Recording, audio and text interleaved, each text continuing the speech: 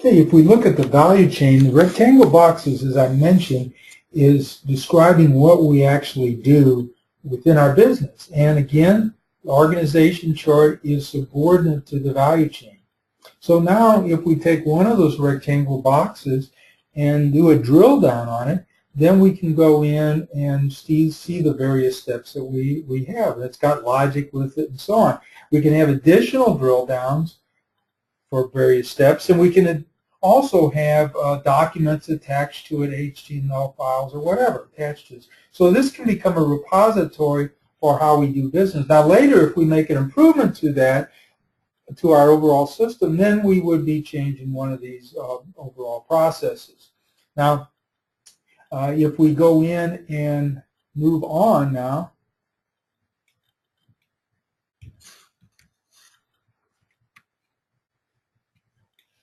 okay, if we go in and start moving on now, we can see that the oblong boxes that we have here, these represent our metrics. And if we go in and look at one of them where we look at produce and deliver products, we're talking about lead time, defective rates, WIP, on-time delivery, during constraints, throughput, a financial type metric. Now, these metrics would be prevalent no matter what our strategy is. So they would have some long-lasting nature to them. Now, we want to go in and not only decide what we're going to be measuring, but we're actually going to be looking at how we're going to be reporting that, and that's what we're going to be getting into in a minute here.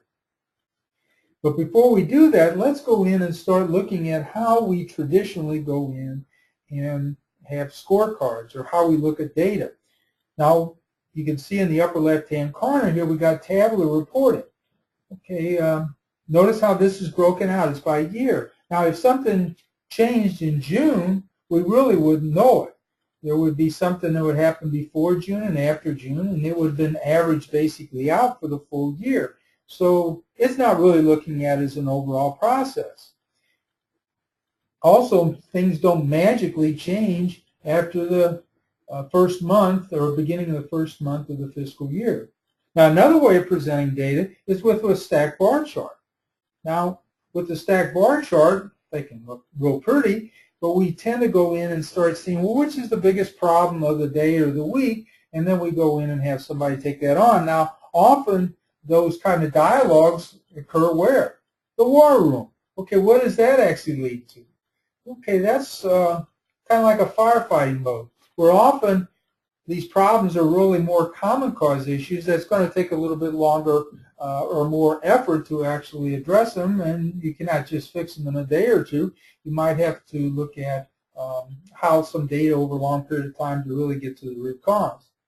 Now, another way of presenting the data and actually going in and building a scorecard is through the balanced scorecard. Now, this approach aligns it to the vision and strategy of the organization as a whole, where we now have it various categories: customer, finance, processes, and learning and growth.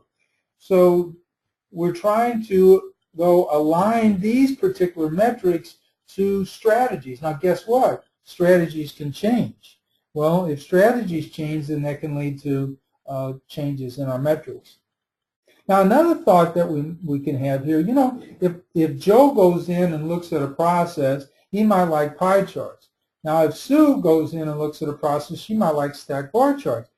Well, just by given the same process, by people presenting in a different fashion, you can get various stories on what actually happened depending upon how they present data, because Joe might have looked over last month and Sue could have looked over the last year, and it could be quite a different story. But in addition, all these approaches have a methodology that's somewhat like driving a car looking at the rearview mirror, where we're just looking at historical data, and it could be quite treacherous because we don't know what's happening in the windshield.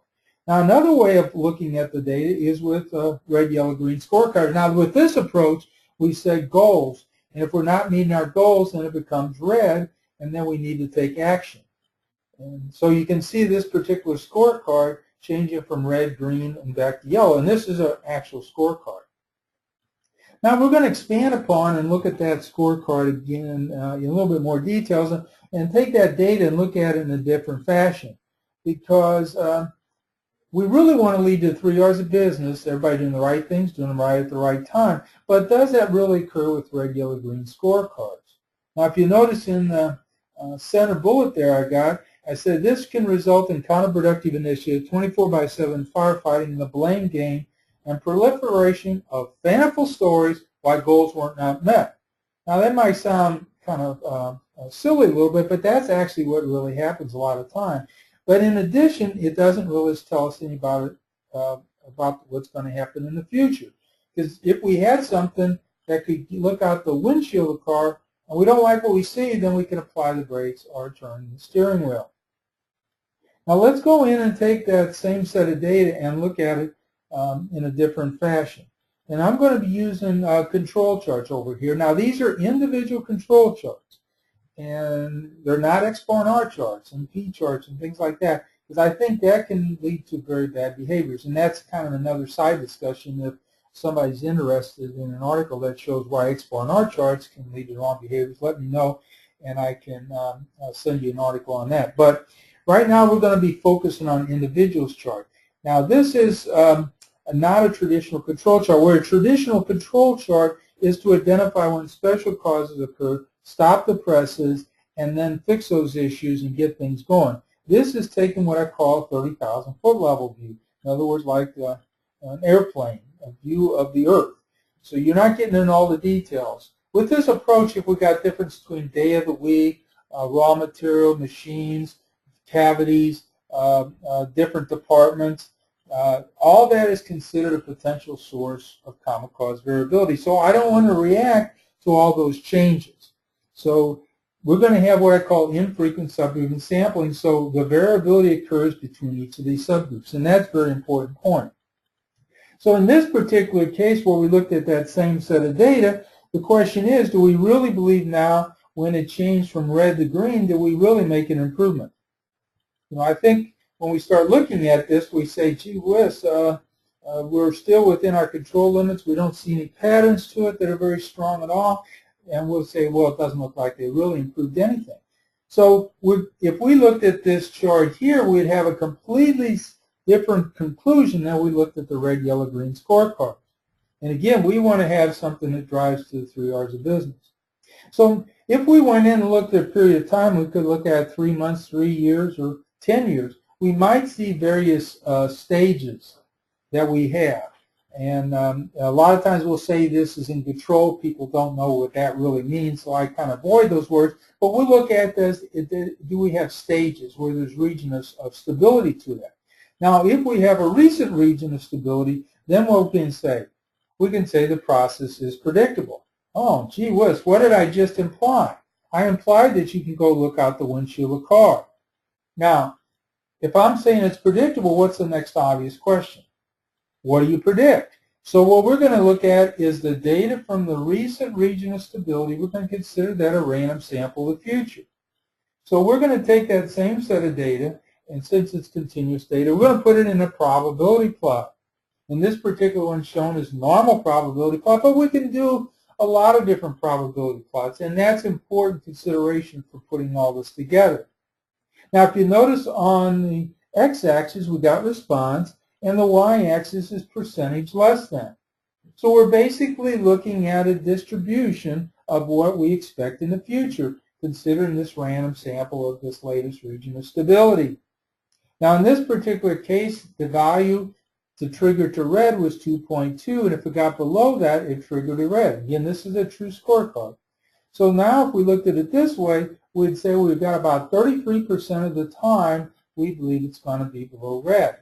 So in other words, the differences between red and green, you know, is just dealing with the common cause variability. So now how would we present that so everybody understands? We would say the current process is predictable, and we've got about 33% of the time that it's not meeting the criteria. So it's a common cause variability issue. Now, what was really happening with the red, yellow, green scorecard, the way of reporting there, we were having common cause variability and treating as special cause, and was driving the wrong kind of behaviors. Now, if we got a 33% problem, and we're really going to undertake this as an issue, then what we do? we have to go in and take it on the projects. Now, this could be actually very difficult to actually improve. Now, the next question is, should we actually improve it? Well, the answer is, I don't know. We need to look at all the metrics in our value chain and figure out which battles we're going to take on, and that's part of building strategies and then action plans to achieve that.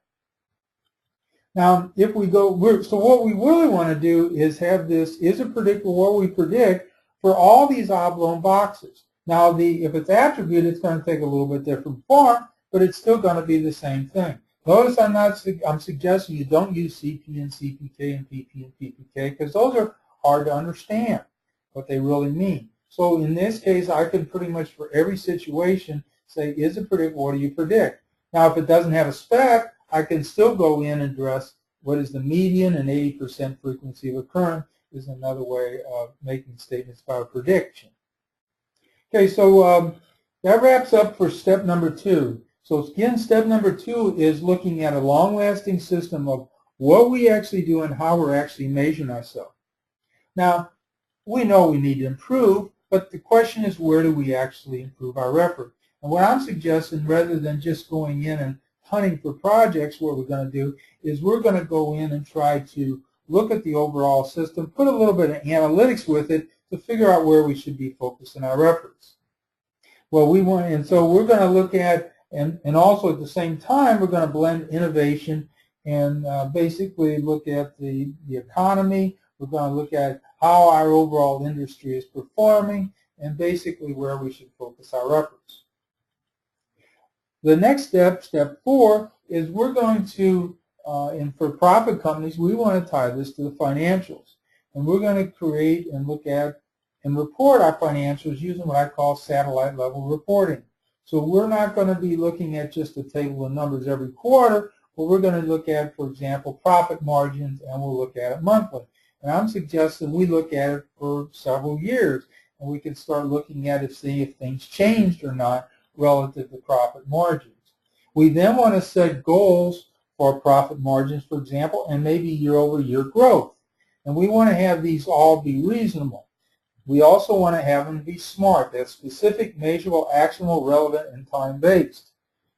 So now when we go in and look at our overall financials, this is an overall output of the process. That's a Y. In order to make that better, we got to go in and change the X's. We have to get down the operational steps.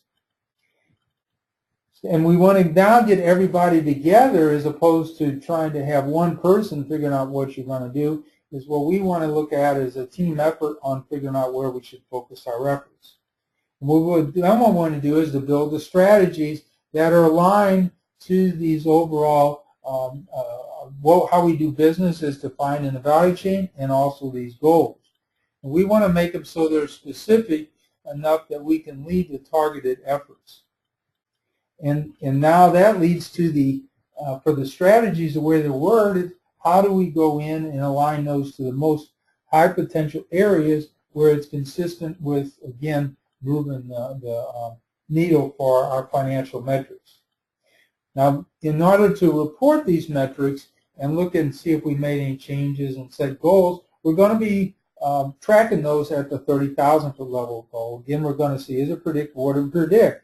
And we're talking about defective rates, we're talking about on-time delivery, and WIP, and so on. And that, because that's going to just have some up and down variability, just again, like going to from home. You know, you're not going to take exactly the same time actually going to commute. You're going to have differences. That's going to be because of the weather, the stop sign, and so on. And we don't want to react to all those. When we start looking at improvements, we say, well, what could we actually do? Well, maybe if we leave a half an hour earlier, we can actually reduce that amount of time because we've got less traffic. So you're doing something fundamentally different. Now, when we go in and execute projects, we need to have a system so that everybody's really approaching it the same way. And that's what I'm suggesting that we have here is a DMAIC roadmap: define, measure, analyze, improve, control. Now, when I wrote Implementing Six Sigma in '99, I went in and put the tools in the particular steps that that people, or that basically GE was putting them into, at least what I was thinking they were doing. So, for example, under measure, they included flow charting, cause and effect diagram, cause and effect matrix, and FMEA. I lumped those all into wisdom of the organization and had a drill down under measure. Similarly, I got measurement system analysis, MSA, and baseline the projects, how are you doing, and then planning. Now what I've done or added in the second editions on implementing is I went in and put lean also in the measure piece, because if you're looking at lead times, then you're probably going to think about doing some lean tools.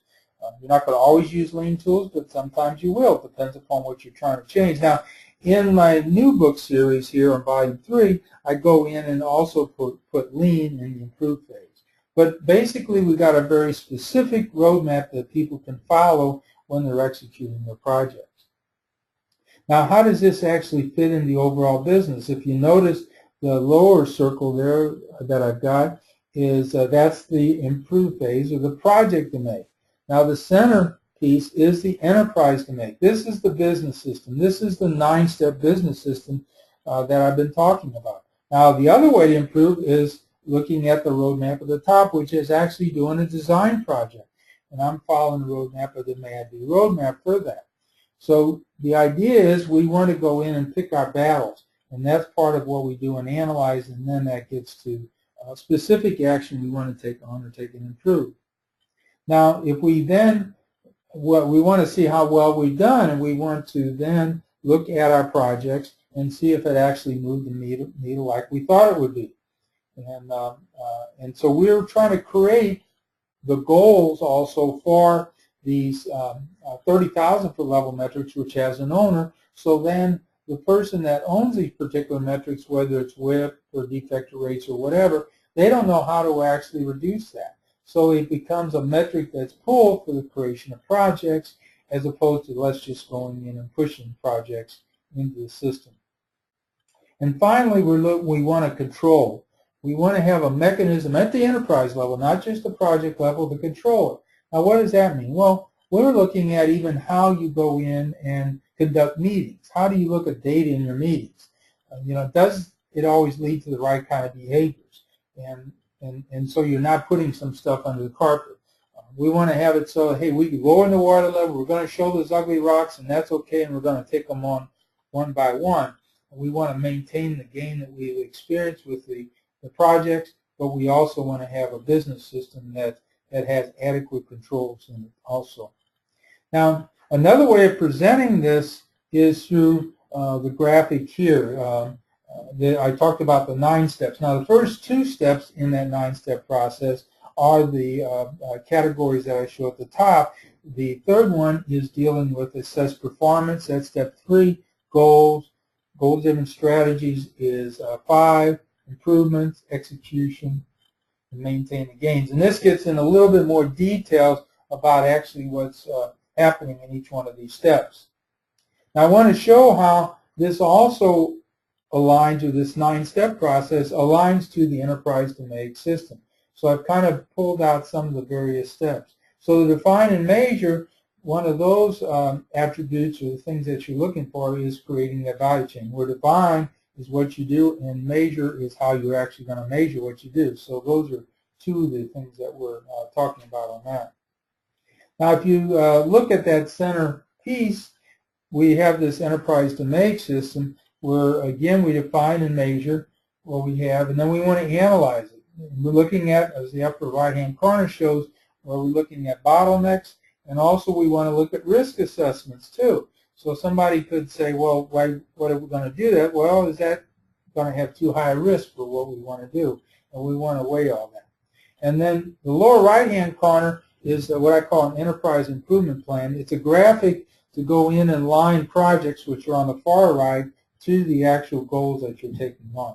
So that's important. And then we get into the improve piece, which is shown right here, where now we could either do design projects or we could do process improvement projects. So this really graphically describes the overall IEE system and the mechanics of actually achieving that. Now, the question is, how are you going to do it? How would you sell it? Remember, I asked you to be the CEO of the company. You say, well, gee whiz, Forrest, this makes a lot of sense, but I don't really know where to go next. And what I'm suggesting is that you would go in and figure out a leading thinking person that might have an inside track to somebody higher up in the food chain, so to speak. I've got 2 of these 4 books. The black book there, it's a paperback. It's written in a form to describe this overall IEE system. The volume 1 is really describing the overall IEE system, but it's written as a story where you got 4 golfers and they're undertaking different approaches for improvement, and then they end up leading to the IEE system. So the volume, or the black book there, the Integrated Enterprise Excellence System in volume 1, is trying to lead into the other 2 books. Volume 1 has been compared to the goal. Now the goal, which talks about theory constraints, it's a great book, but it doesn't tell you how to do it. Well, volume 2 gets into the enterprise domain, which is about 550 pages, and volume 3 is about 1,200 pages, and it gets into the nuts and bolts of how you're actually going to create these charts and actually execute projects, and both of which have a very detailed step-by-step roadmap to completion. Now, I've added something else here, and this came out in February 2010.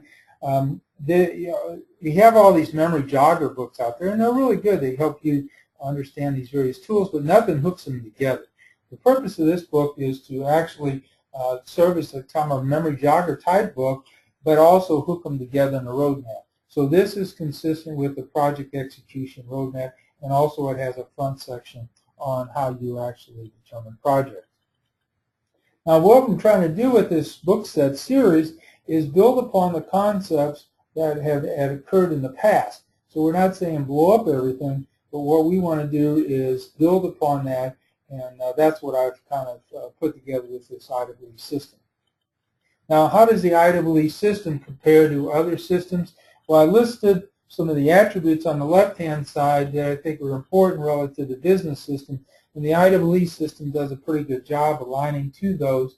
But some of the other systems, like even a typical MBA program, doesn't have a good alignment with all of them, and even Six Sigma and Lean, those are project-based systems, so it does not deal with the business outside of the overall equation.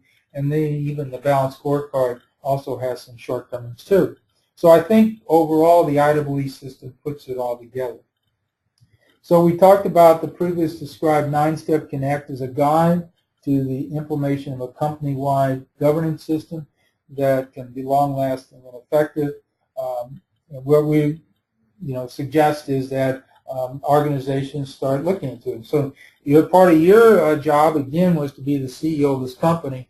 And the question is, if this makes a lot of sense or not, then the next step is, what do you do? So what I suggest is that we could figure out who the right person is in the organization and move upward through the organization, trying to say, does this kind of thing make sense? So the attributes of the kind of person you're looking for is somebody that's leading, thinking, influencer, decision maker that wants to do the right thing for the company.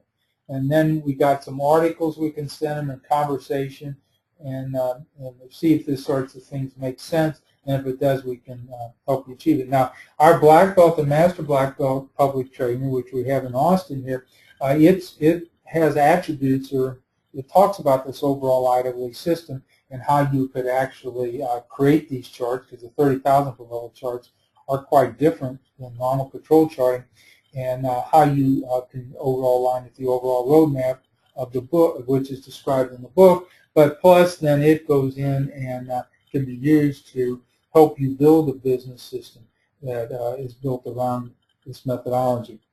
Now, what can you do next? As I mentioned, enroll the training. We've got like black belt, master black belts coming up. We have also various webinars. We have the books. You can go in and start looking at all those. And then we've got articles that you download, well over 100. And then call or write us to discuss any kind of issues you have. Okay, and we're offering here that you can have a discount if you want to go in and take advantage of this offer to go in and look at the books and see if this kind of makes sense for you. Okay, now it's question time. Okay, it's got my boss gave me full authority to carry on improvement projects, but to him it's just a separate division that's going to improve the organization. I see that he did not personalize the whole continuous improvement system. What should I do to get him and his team into the mix? Okay, this is dealing with, looks like your effort is going to be, this person that asked this question is dealing with improvement projects. As I mentioned earlier, just going in and focusing on improvement projects can die on the vine. It can be good at first, but then all of a sudden, if you have downsizing, the people that are working in improvement areas could be the first ones to go. And we say, well, what's wrong with that picture? Well, it's really not part of the business system. So what I suggest is that got an article that you could send to him, and we can go in and also have a conversation, because the IEEE system should address their pains, because they're having you do this because there's certain pains. And it could also, when you start asking questions like, they may have issues with scorecards, and they have issues with strategic planning, and also how to pick projects that are really beneficial to business as a whole. So when you start going in and peeling back this onion, you'll notice that there's a lot of other issues out there that really needs to get addressed. So it's more than just hunting for projects and doing improvement. So what I suggest is that you go in again and have a conversation with them and saying, hey, I heard this guy, and let's go in and start looking at a system more, and give us, contact us, and we can have a conversation, because I truly believe this is one thing that you want to do. Now, this question also applies to, again, if you as a CEO, where do you want to go,